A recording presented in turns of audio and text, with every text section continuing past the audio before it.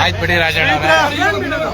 ನೋಡಿ, ಸರ್ಫರಾಜ್ ಖಾನ್ ವಿರುದ್ಧ ಮಾತಾಡಬೇಕಂದ್ರೆ ನಮ್ಮ ವಿರುದ್ಧ ಮಾತಾಡಿರ್ತಕ್ಕಂಥ ಸರ್ಫರಾಜ್ಗೆ ಪ್ರಶ್ನೆ ಕೇಳೋದಕ್ಕೆ ಅಂತ ಅವ್ರ ಆಫೀಸ್ ಹತ್ರ ಬಂದ್ರೆ ಪೊಲೀಸರನ್ನೆಲ್ಲ ಬಿಟ್ಟು ನಮ್ಮನ್ನೆಲ್ಲ ಅರೆಸ್ಟ್ ಮಾಡಿಸಿ ಒಳಗಡೆ ಕರ್ಕೊಂಡು ಹೋಗಿರುವಂತ ಕೆಲಸ ಮಾಡಿರ್ತಕ್ಕಂಥ ಆತ, ಅವನಿಗೆ ಧೈರ್ಯ ಇದ್ದಿದ್ರೆ ನನ್ನ ಎದುರುಗಡೆ ಕೂರ್ಬೇಕಿತ್ತು. ಆತ ನನ್ನ ಎದುರುಗಡೆ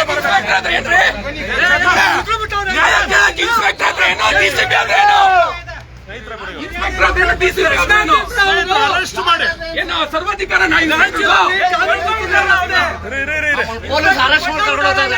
ನೋಡಿ.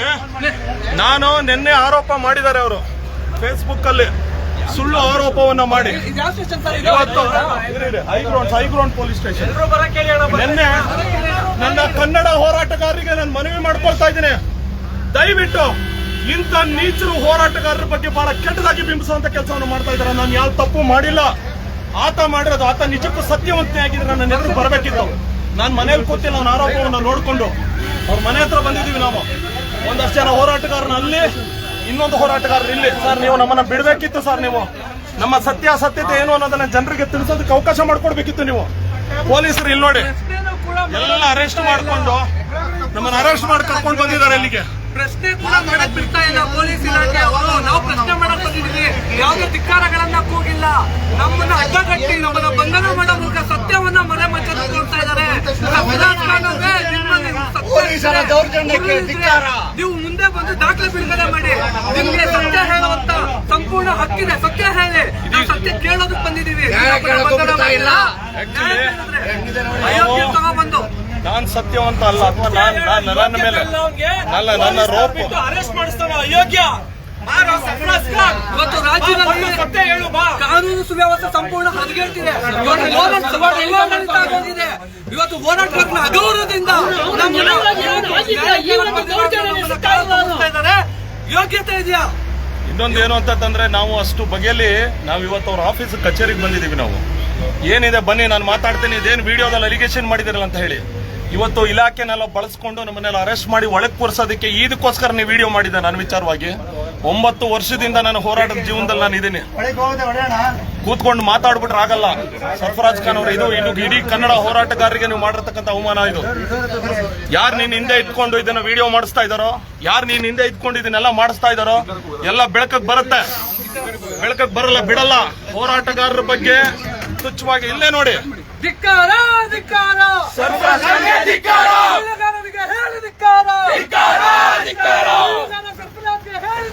ಶಾಲು ಇದೆ ಸರ್,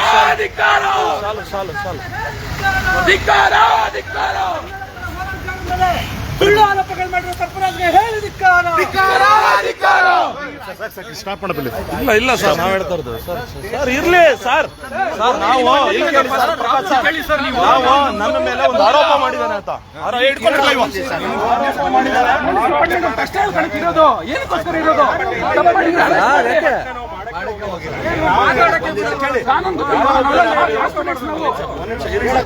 ಯಾರೋ ಒಬ್ರು ಸುಳ್ಳು ಅಲಿಗೇಷನ್ ಮಾಡ್ಕೊಂಡು ಕೂತಿರ್ಬೇಕಾದ್ರೆ ನಾನು ಸಹ ಒಬ್ಬ ಸೆಲೆಬ್ರಿಟಿ ಸರ್. ಒಂದು ಬಿಗ್ ಬಾಸ್ ಅಂತಕ್ಕಂಥ ಒಂದು ಶೋಲ್ ಇದ್ದಂಥವನು, 9 ವರ್ಷದಲ್ಲಿ ಹೋರಾಟ ಜೀವನದಲ್ಲಿ ಇರ್ತಕ್ಕಂಥವನು.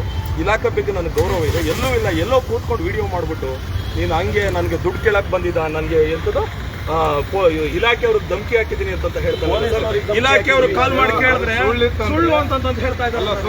ಕಂಪ್ಲೇಂಟ್ ಕೊಟ್ರೆ ಅಲ್ಲ ಸರ್, ಅದನ್ನ ಅವರೇ ಮಾಡ್ಬೋದಿತ್ತಲ್ಲ ಸರ್. ಆತರ ಇದ್ದಿದ್ರೆ ಅವ್ರು ಅದನ್ನೇ ಮಾಡ್ಬೋದಿತ್ತಲ್ವಾ? ನೀವು ಯಾರ್ದೋ ಮನೆ ಮುಂದೆ ಬಂದು ಪ್ರತಿಭಟನೆ ಮಾಡಿ. ಯಾರ್ದೋ ಮನೆ ಅಲ್ಲ ಸರ್, ಅವ್ರು ಇದ್ದಿದ್ದ ಜಾಗ ಅದು. ಯಾರ್ದೋ ಮನೆ ಅಲ್ಲ ಅದು. ಸುಳ್ಳು ಆರೋಪ ಸ್ನೇಹಿತರೆ. ಒಳಗಡೆ ಬನ್ನಿ, ನಾನು ಸತ್ಯ ಇರೋದಕ್ಕೆ ಅವ್ರ ಮನೆ ಹತ್ರ ನಾವು ಬಂದಿದ್ದೀವಿ. ಆದ್ರೆ ಅವರು ತಪ್ಪಿಸ್ಕೊಂಡು ಇವತ್ತು ಇಲಾಖೆ ಅರೆಸ್ಟ್ ಮಾಡಿ ಕರ್ಕೊಂಡು ಬಂದಿದ್ದಾರೆ ಇಲ್ಲಿ. ಅಷ್ಟು ಸತ್ಯ ಇರೋದು ನನ್ನ ಎದುರುಗಡೆ ಕೂತ್ಕೊಂಡು ಮಾತಾಡಬೇಕು. ನಾನು ಪ್ರೂವ್ ಮಾಡ್ತೀನಿ ಅವ್ರ ಅಕ್ರಮಗಳು ಏನಿದೆ ಅಂತ ಹೇಳಿ. ಮಾಡ್ಬೋದು ಸ್ಟೇಷನ್ ಅಲ್ಲಿ ಮಾಡಿ ಅಂತ ಏನೂ ಇಲ್ಲ. ನಮ್ಗೆ ಅನ್ಯಾಯ ಆಗಿದೆ. ನನ್ನ ಜೀವನದಲ್ಲಿ ಮಾಡಿಲ್ಲ. ಆದ್ರೆ ಈ ರೀತಿ ಇಲಾಖೆಯನ್ನ ಬಳಸ್ಕೊಂಡು ನಮ್ಮನ್ನ ಕರ್ಕೊಂಡ್ಬಂದು ಒಳಗಡೆ ಕೂರಿಸೋದಾದ್ರೆ ಇನ್ನೇನು ಪ್ರಯೋಜನ ಮತ್ತೆ ಪ್ರಜಾಪ್ರಭುತ್ವಕ್ಕೆ ಏನು ಇದಿದೆ ಇಲ್ಲಿ ಏನಿದೆ ಅರ್ಥ ಮಾಡ್ಕೋಬೇಕಲ್ಲ ಅವರು.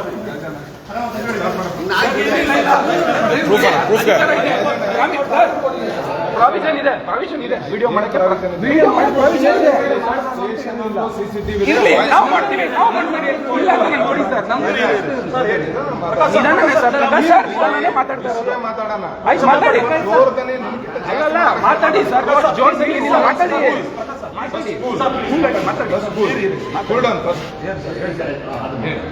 ಸರ್. ಈಗ ನನ್ನ ಪ್ರಶ್ನೆ ಇರೋದು ಅಂತ ನಿನ್ನೆ ವಿಡಿಯೋದಲ್ಲಿ ಪರವಾಗಿಲ್ಲ ವಿಡಿಯೋದಲ್ಲಿ ನಿನ್ನೆ ಸುಳ್ಳು ಆರೋಪವನ್ನು ಮಾಡಿ ಇದೇ ಸರ್ಕಾರ ಸುಳ್ಳು ಆರೋಪವನ್ನು ಮಾಡಿ ಬ್ಲಾಕ್ ಮೇಲ್ ಮಾಡಿದ್ದಾರೆ ಅಂತ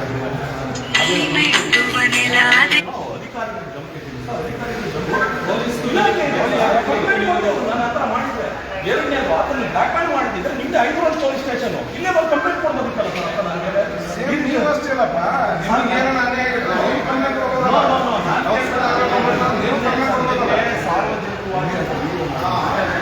ತೋರಿಸ್ತಾ ಇದ್ದೀನಿ.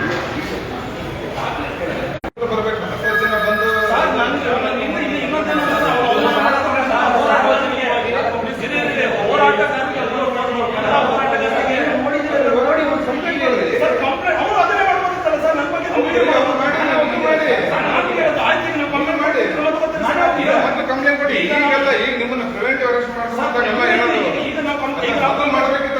ಮೊದಲು ಮಾಡೋದಕ್ಕೆ ಒಂದು ನಿಮಿಷ ಕೇಳಿ. ಪ್ರಭಾವಿಗಳು ಸಚಿವ PA ಅವರು ಇರಬಹುದು, ಬಿಟ್ಟು ಅವರು ಪ್ರಭಾವ ಪಡಿಸಬಹುದು. ನಾನು ಕೊಡ್ತೀನಿ ಸರ್, ಈಗ ನೀವು ಕರ್ಕೊಂಡು ಬಂದಿದ್ದಲ್ಲ, ನಾನು ಕೊಡ್ತೀನಿ. ಏನು ಸಮಾಧಾನವಾಗಿರುತ್ತೆ. ವಾತಾವರಣ ಕ್ರಿಯೇಟ್ ಮಾಡಂಗಿಲ್ಲ. ಗಲಾಟೆ ಮಾಡೋದಕ್ಕೆಲ್ಲ ನಾವು ಬಂದಿದ್ದು. ನಿಮ್ಮವರು ನಮ್ಮನ್ನು ಎತ್ತಿ ಒಳಗಡೆ ನಾನು ಹೇಳ್ತಾ ಇರೋದು ಸರ್, ಆತ ಅಲಿಗೇಷನ್ ಮಾಡಿದ್ಮೇಲೆ ನಾನು ಎದುರುಗಡೆ ಬಂದು ಕೂತ್ಕೊಂಡು ಮಾಡಿದ್ರೆ ದಾಖಲಾಗಿ ಸರ್ ಅವ್ನು ಕಾಲು ಬಿಡ್ತೇನೆ. ಇಲ್ಲ ಅಂತಂದ್ರೆ ಆತ ಕ್ಷಮೆ ಕೇಳವರೆಗೂ ಕರ್ನಾಟಕಕ್ಕೆ ನಾನು ಮಾತ್ರ ಬಿಡೋದಿಲ್ಲ ಸರ್. ಬಿಡೋದಿಲ್ಲ ಸರ್, ನಾನು ಯಾವುದೇ ಕಾರಣಕ್ಕೂ ಬಿಡೋದಿಲ್ಲ, ಮತ್ತೆ ಯಾವುದೇ ಕಾರಣಕ್ಕೂ ಬಿಡೋದಿಲ್ಲ. ಹೋರಾಟಗಾರರು, ಕನ್ನಡ ಹೋರಾಟಗಾರರು, ದಯಮಾಡಿ ವಿಚಾರದಲ್ಲಿ ನಾನು ಸಾಕಷ್ಟು ಹೋರಾಟಗಾರರ ಪರವಾಗಿ ನಿಂತಿದ್ದೀನಿ. ನಾನು ಹೋರಾಟಗಾರರನ್ನ ಬಿಟ್ಕೊಳ್ದೆ ನಿಂತಿದ್ದೀನಿ. ನಾನು ದಯಮಾಡಿ ನನಗೆ ಸಹಕರಿಸಿ, ಬೆಂಬಲಿಸಿ ಅಷ್ಟೇ ನಾನು ಕೇಳ್ಕೊಳ್ಳೋದು. ನಾನು ಇಡೀ ಕರ್ನಾಟಕ ಜನತೆಗೆ ನಾನು ಕೇಳ್ಕೊಳ್ಳೋದು ಅಷ್ಟೇ.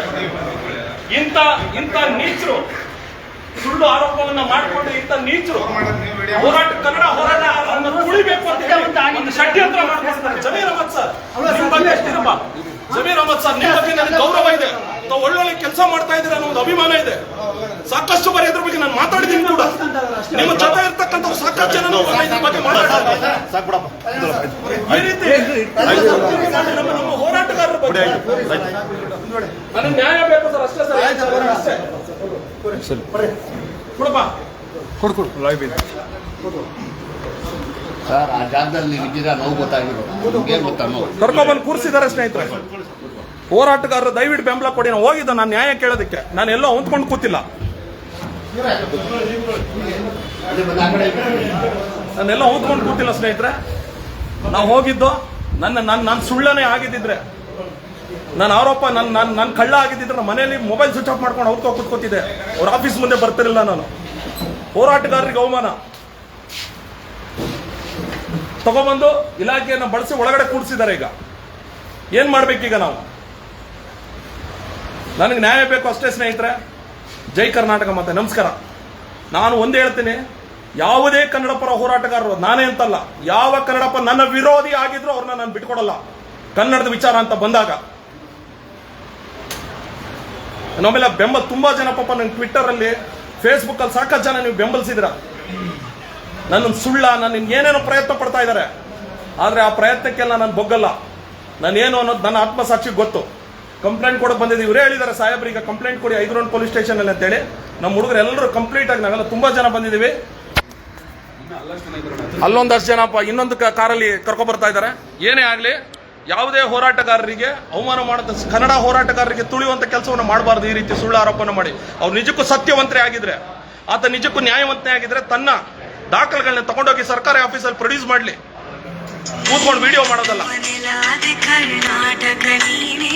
ಧನ್ಯವಾದಗಳು ಸ್ನೇಹಿತರೆ. ಬಹಳ ನೋವಾಗ್ತಾ ಇದೆ ನನಗಂತೂ ಸಿಕ್ಕಾಬಟ್ಟೆ. ಈ ತರ ಇಲಾಖೆ ನಾವು ನಿಜವೇನೇ ಆಗಿದ್ದಿದ್ರೆ ಅಲ್ಲಿ ಕೂತ್ಕೊಂಡು ಮಾತಾಡ್ಬೇಕಿತ್ತ ನಾನು ಎದುರಿಗೆ ಬಂದು. ಆದ್ರೆ ಇದು ಇಲ್ಲಿಗೆ ಬಿಡ್ತೀನಿ ಅಂತಂತಾನ ಯಾವ ಕಾರಣಕ್ಕೂ ಬಿಡೋದಿಲ್ಲ. ಜೈ ಕರ್ನಾಟಕ.